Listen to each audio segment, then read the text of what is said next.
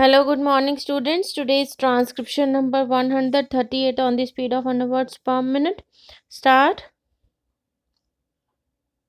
Then, sir, some attempt has been made to introduce certain elements in the present Constitution Amendment Bill, but naturally other details and further elucidations are out of the purview of the present bill, and therefore a new bill will have to be brought forward to the extent that it is necessary for incorporating these provisions.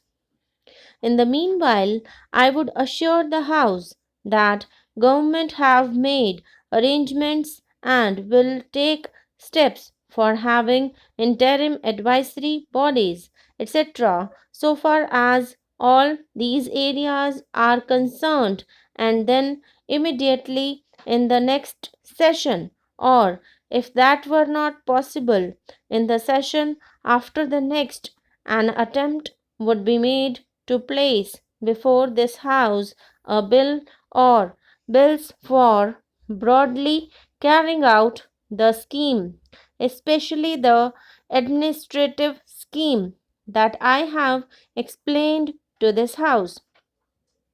There will, of course, be, in addition to these bodies, so far as Delhi is concerned, a Delhi Development Authority.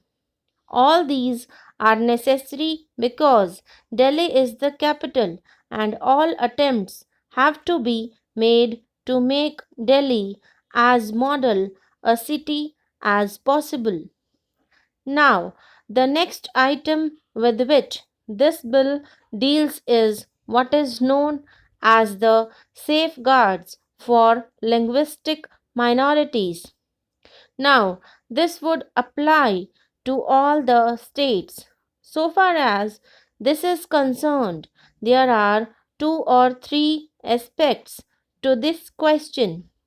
One is that we are dealing only with linguistic minorities, not any other minorities at all, and we are generally following the line that has been laid down by the States Reorganization Commission.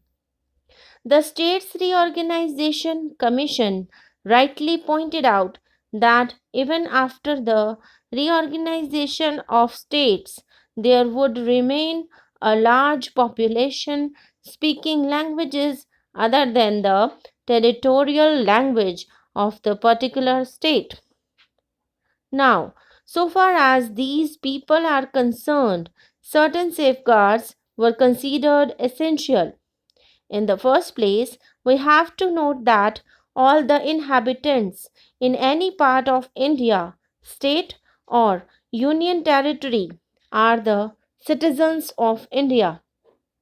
They have a common citizenship, and the rights of common citizenship will naturally be available in all respects so far as the linguistic minorities in different parts are concerned.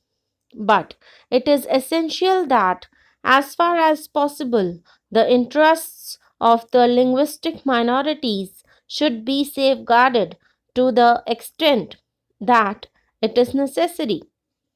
The States Reorganization Commission have pointed out in this respect that after all, these linguistic minorities are the citizens of India.